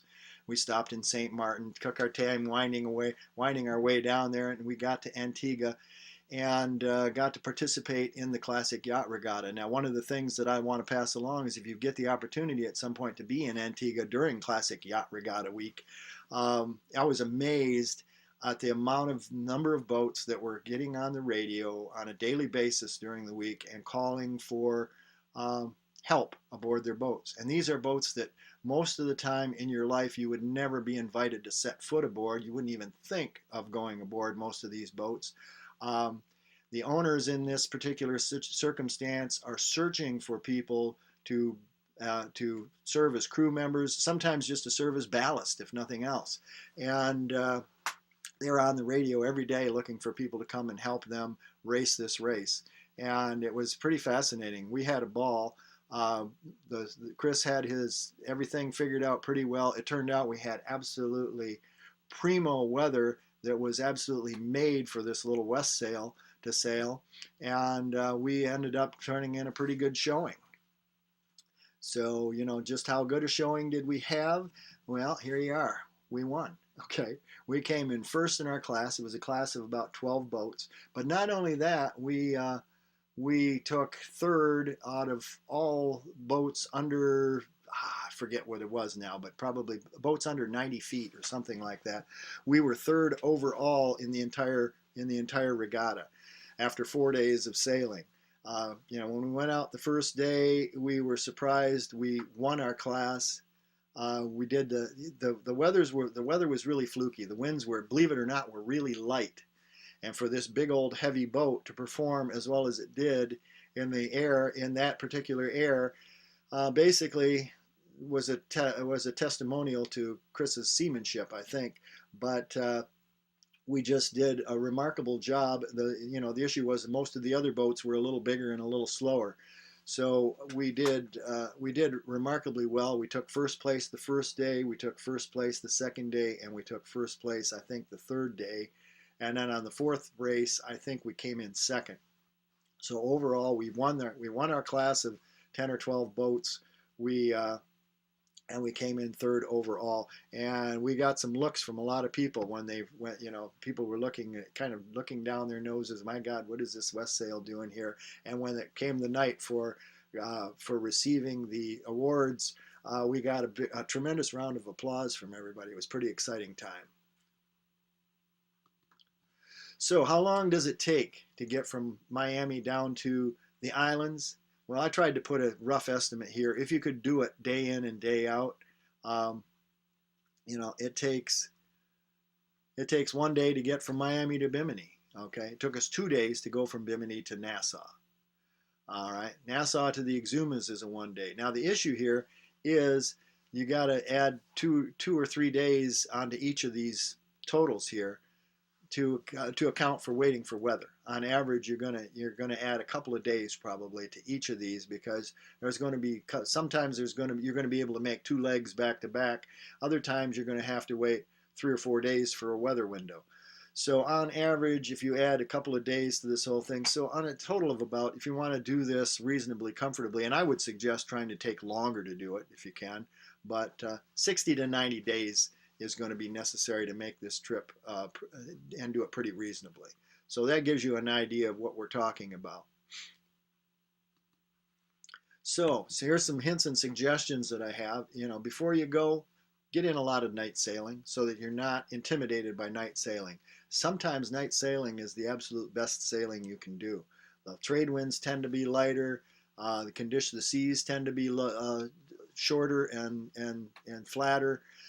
Do some overnights and get comfortable with it. Annie and I used to, we did a number of trips. We used to take off routinely for our weekend trips on the Great Lakes because the weekends were so short and our sailboat was so slow. We would take off on Saginaw Bay, leaving from Bay City. We'd take off at 6 or 7 o'clock in the evening, watch the sun go down, get our 50 miles in, and by the time we got up to Tawas Bay or Harrisville on Lake Huron, the sun was up in the sky, and we had good visibility coming in, and had a very pleasant, again on the Great Lakes even.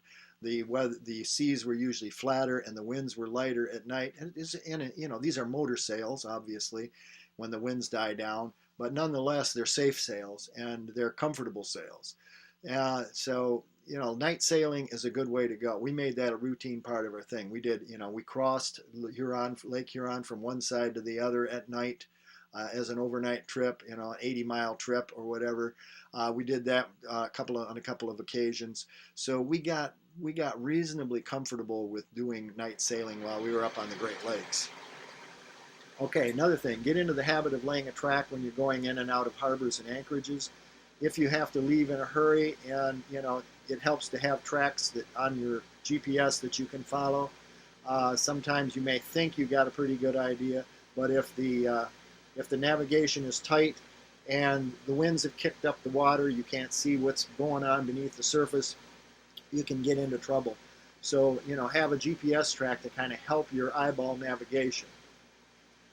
When you arrive at a new anchorage, this is one of the things that Annie and I got in the habit of doing just about every place we went. It started in the Bahamas, and it continued. Any place the water looked doubtful. When you get to a new anchorage, get in your dinghy and go snorkel. All right. It may not be recreational snorkeling, but anytime I'm in the water snorkeling in warm water, to me it's recreational. But what you can do is you can snorkel those cuts. The first place that I remember doing this was at Wardrick Wells in the Bahamas, where there's a cut that goes out into Exuma Sound, and we used to read about these cuts and how treacherous they could be, and I was concerned with, well, what makes them treacherous? Is it just the currents, or is the cut itself treacherous? So we snorkeled it. The cut was probably 100 feet wide or more, okay, maybe 150 feet wide. We took our dinghy and dropped the hook and snorkeled the cut, and found that the cut fell off virtually vertical at each side. There was nothing in the way of any obstacles in the cut itself. It was free going. We had pretty much the full width of the cut as a margin for error in going in and out if we had any problems. So we had the confidence when it came time to go through that cut to get through there without any kind of being overly concerned or worried. We did it again at Boca del Inferno when we were in Puerto Rico. We snorkeled several times around the sides of Boca del Inferno and found that that particular area was extremely safe if you were reasonably, and only reasonably, careful with your navigation. It did not require the kind of precise navigation that the eyeball navigation that we used, for instance, when we were at Ackland's Island and navigating in and out of Atwood Harbor, where we were literally going through a narrow gap in the rock, in the coral on each side of us. If I had snorkeled that, I might have thought twice about even going in there. But going in and out, once we got through it on the way in, we knew what to look for on the way out, and and what speed to proceed and so forth. So, if we weren't going to snorkel areas, we'd take our handheld depth sounder with us in the dinghy, and we would sound out an area and look to see what it offered in the way of dangers or risks or concerns about grounding. Okay, learn to always set your waypoints in safe water. Don't set your waypoint in a harbor or in the mouth of a harbor when you've got to come around and come at it from a fixed channel in order to avoid running aground. Set yourself a waypoint at the entrance to the channel, out in good open water, and then another waypoint somewhere out in near the mouth of the harbor, so that you're coming in through safe water. Now, if you when you're crossing from the Turks and Caicos to the island of Hispaniola, if you're having issues, and this is one of those situations where if you're going to take the southern coastline of Hispaniola rather than Bruce Van Zant's route, you're going to do this anyway because you're going to fall off and kind of take the winds, to ride the trained winds down through the Windward Passage and around the western end of Hispaniola, which I personally, again, cannot recommend. But if at any time you feel uncomfortable and you're having difficulty holding the course while you're headed south toward the island of Hispaniola, just fall off and let the wind take you a little further westerly. And then when you get along the coast of the DR, you can work your way along the shoreline where you've got a little better protection, may get a little bit of a counter current to help you move along. You'll make your way up more comfortably along the coast once you're in the lee of the island. And remember that people get in trouble when you're out cruising by being in a hurry or by trying to keep a schedule. One of the biggest offenders here is when you've got company coming, okay, they're flying into such and such a place on such and such a date. You're here, you've got to get there. When you start cutting corners to get there, that's when you run into danger. So what's important? Now, the weather and nothing but the weather is basically the key thing here to pay attention to. The weather can help you, the weather can hinder you, the weather can kill you. So, don't take it lightly. Heed Bruce's weather window advice. Read his book. Excuse me. Understand what he means about Cape effects and coastal fronts. Those are all significant issues that you need to be aware of, especially when you get down into the Greater Antilles. Pay attention on short trips to what you expect, okay? When you're making trips and they're short and you know they're going to be safe, look at the weather report before you go. Look at the weather while you're underway and see if they agree. Are you getting surprised? If you're getting surprised, then something's not right. The weather when you make the trip should be the weather that you were expecting. If this isn't happening on a regular basis, then you could run into trouble. Correlate your weather advice between multiple sources. I used NOAA and Chris Parker on a routine basis. Sometimes I use NOAA on the computer. Sometimes I use NOAA weather radio on the single sideband. But I routinely used Chris Parker all the time. See if the weather advice you're getting from those sources is what's actually happening outside your window, so to speak. And you need to test yourself and your weather provider on short trips and on lay days when you're not going to get hurt if you're wrong. So be constantly aware of the weather even when you're not out there. Be paying attention so you know what is the degree of reliability of the information you're getting and how safe is it going to be. Another thing that I urge people to be aware of is that when you're out there, don't trust people that you don't know. And just because you met them in an anchorage and you got to be buddies and you had a couple of sundowners with them doesn't make them your friend. Anybody out there can be anybody they want to be. You can be anybody that you want to be. Nobody ever checks anybody's credentials. Nobody ever requires proof. Mr. Fix-It or the Mr. IT, okay, a physician or a veterinarian or a nurse or a reflexologist or whatever the person is claiming to be, you have no way of knowing whether what they say they are is what they really are. I'm a veterinarian. I was a veterinarian when I was down there. Never once did anybody challenge my credentials. We ran into a couple of situations, particularly in Luperon, where somebody claimed to be a diesel repair person.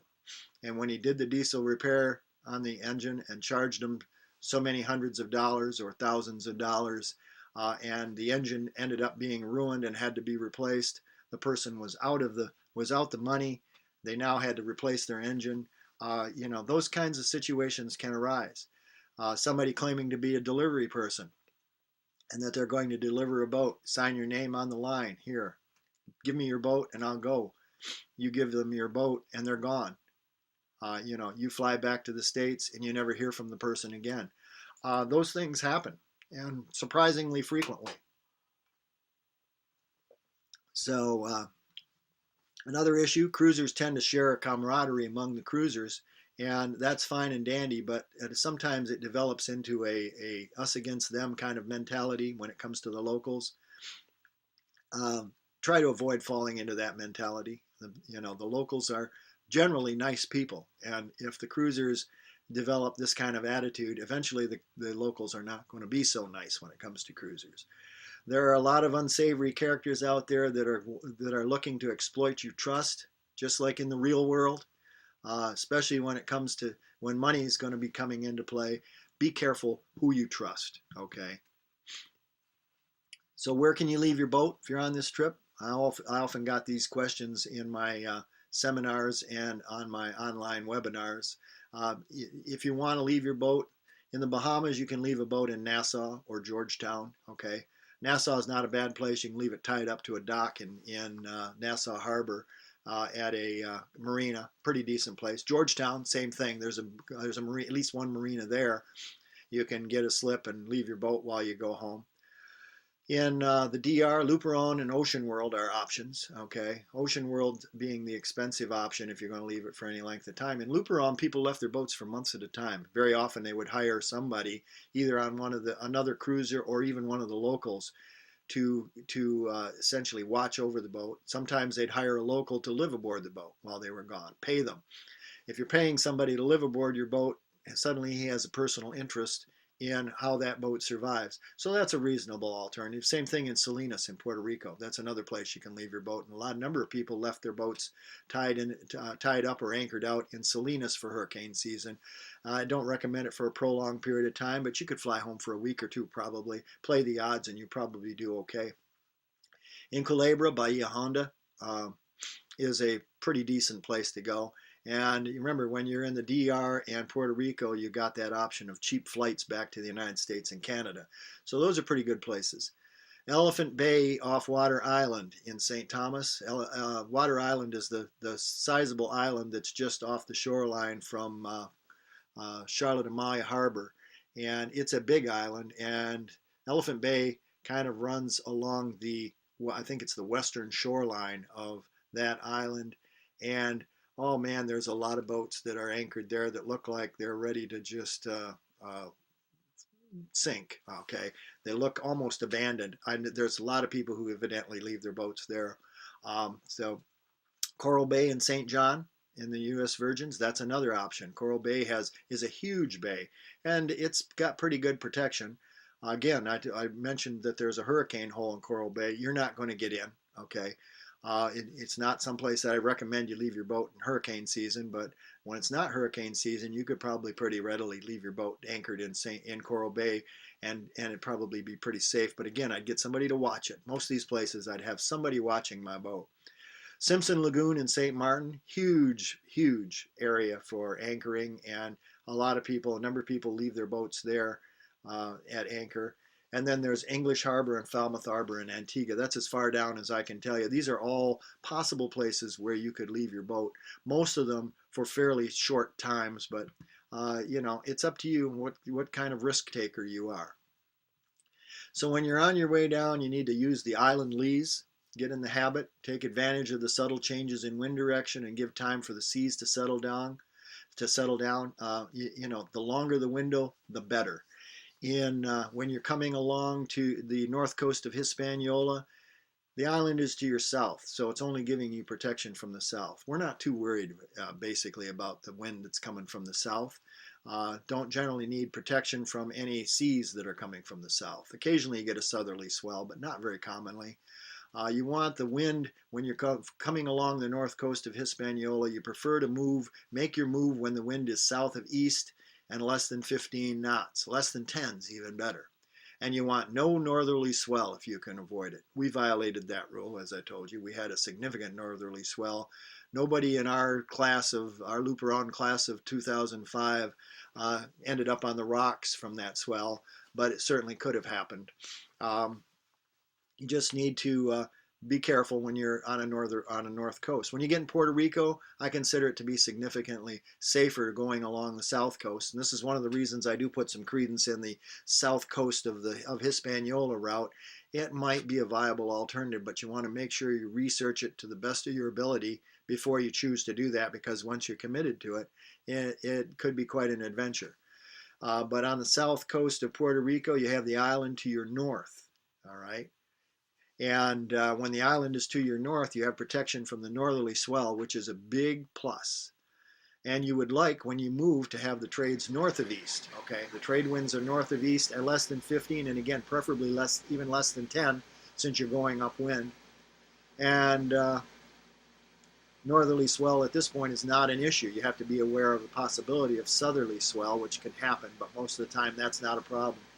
And we would often pull up our anchor when we were in Puerto Rico. We'd pull up our anchor at 2 or 3 o'clock in the morning and take off. It's just a very easy ride when you do that. Do not go if the winds are above 15 knots. If you want to have fun, light winds are much better for going upwind. 10 or less makes a great trip. You know, don't hurt yourself, don't damage your boat. And remember that the one thing that we learned on this trip that I warned you in part 2 about this when we were crossing the Luperon, there's more flat weather, there's more calm weather, there's more light wind as storm season approaches. When you get into the summer months, everything lightens up, the seas and the winds. So what would we do differently if we did this again now? The key thing for us, just slow down. Okay, we did not take it a day sail at a time, which is what I always tell people this trip is. It should be one day sail after another, one wonderful day after another. And if you get someplace and you like that spot, stay a few days. Damn the weather window, you know, stay there and enjoy the spot that you're in, because another weather window is going to come, and you'll be able to move along. So if you're enjoying a particular spot, enjoy it. And this is exactly what Annie and I never did during our trip through the Bahamas. You want to particularly enjoy the out islands where the islands are a little more desolate, they're a little more remote. You have a little more feeling of being out in on a remote island in the middle of nowhere. You know, we missed a lot coming through the Bahamas. We didn't bother with the Abacos at all. We had no interest in the Abacos because they were further north. But we not only missed those, we missed Eleuthera and Andros. We missed the Berry Islands. I mean, the Berry Islands, we went right by them, practically a stone's throw away, and we never stopped. Cat and Long Islands. I mean, we went around Cat Islands and Long Island. I had plans for stopping in at a couple of anchorages on Long Island. I planned on stopping at Rum Key and Conception and San Salvador. We missed the Jumentos, which are a tremendous cruising ground all by themselves down in the very southern part of the Bahamas, south of the Exumas. And we missed most of the Exumas, to be honest. So, don't be in a hurry. Keep shelter available and don't set yourself up, but get out there and enjoy those, enjoy the stops along the way. I would probably spend a couple more days in the Turks and Caicos. I probably would have gone up to Coburn Town in the Turks and checked that out. I mean, we had a week. We didn't have to be through there in 3 days. And try to aim for a late May or early to mid-June arrival in the DR, but be close enough that if something pops up unexpectedly and sooner than expected, you are able to make that run if you have to. So, keep this in mind. This is your ultimate day sail. This is why people cruise. The total distance of this trip looks daunting when you look at it on a chart. But you need to look at this like you look at any trip that you take, whether it's in a car or in a vessel. You don't look at the total distance. You look at the fuel stop. You look at the overnight stays. You look at each day as being a trip all by itself. Don't be intimidated. Okay? I tell people this is just a bunch of day sails done back to back to back. Okay, take a day sail, enjoy yourself. Spend a day or so there, spend a week there if you want. Then take another day sail on to the next anchorage. Every once in a while you get to break up the monotony of the constant day sails by doing an overnighter. Okay, we got to do an overnighter when we got to do an all-dayer when we left Miami. We got to do an overnighter when we left Bimini. All right. And that was a unique experience, stopping out in the middle of the banks and anchoring in the middle of the ocean. And then the next day we were off to Nassau. We got to do an overnighter when we left Georgetown, and we headed off to Rum Key, and decided at the last moment to skip Rum Key, and ended up doing an overnighter and ending up in the surprise of the trip, Atwood Harbor in Acklands Island, which was a beautiful anchorage. you know. And then we got to do an overnighter when we crossed to Luperon. We got to do an overnighter when we crossed, when we rode the north coast of Luperon over to Bahia Samana, and then we got to do another overnighter when we crossed the Mona Passage. I mean, these are opportunities, but there's lots of stuff in between them that's little short hops that's fun. So each overnighter is a challenge. Each short hop is a joy. So it's fun, you know. And then crossing the finally crossing the Sombrero Passage down to St. Martin was a trip of itself. So these are the reasons you go cruising in the first place: to have a pleasant sail. At the end of the day, you look forward to an interesting destination, and then once you get there, you enjoy it. And then you get up in the morning and you do it all over again. This is what cruisers live for. You know, every sailing trip you take is like this. When we did the Great Lakes, we'd hop our way up along the coast of Michigan. Okay, the Michigan shoreline. You know, 50 miles at a pop usually uh, from one harbor of refuge to the next. Tie up in a marina, drop the hook if we could. And when we got up to the North Channel of Lake Huron, we cruised like we were in the Bahamas along the islands of the North Channel. But then when we worked our way back down to Canada, to the Canadian side of Lake Huron, we did an overnighter coming back to the Michigan shoreline, 80 miles or so overnight, which was generally pretty pleasant and pretty predictable. You know, choppy, but in a Great Lakes fashion, but pretty predictable. If you do Chesapeake Bay or other cruising grounds, it's pretty similar. And, you know, what you've got to think about is that this is not a big trip of 1,000. For us, it was 2,000 miles down to the Bahamas from Michigan. You don't think about it that way. You think about all the little stops along the way, all the stops we made on the Erie Canal, all the stops we made on the Hudson River, all the stops we made coming down the ICW. Each day is a trip and a destination of its own. And if you think of it that way, you're not so intimidated. You won't find it quite so daunting, the whole idea. And here is the trip in a nutshell. Okay, again, one more time. You can barely see the blue line on here, but we crossed from Florida to Bimini, from Bimini across across the banks and sat out here by Russell Light, then crossed over to New Providence, to Nassau. Came around the north shore of Nassau, crossed New Providence, and crossed the Yellow Banks over to Allen's Key, which is right here, and then we rode the Exuma chain down through here to Great Exuma and Georgetown. From there we went up around the top of Long Island, and then down. We missed Rum Key and Conception up in here, came down to Ackland's Island, then across to Mayaguana, down to Sapodilla Bay in the Turks in the Caicos Islands, across the Caicos Bank to Sand Key, down to Luperon, along the north coast of Hispaniola, crossing the Mona Passage and over to Boca Raton. Once we were in Boca Raton, we're in the Caribbean. So that's pretty much in a nutshell what we did. I hope if you have any questions, drop me an email or drop me go to my reply section on my website and drop me a line and make an inquiry, and I'll try to answer you as best I can. Here's again the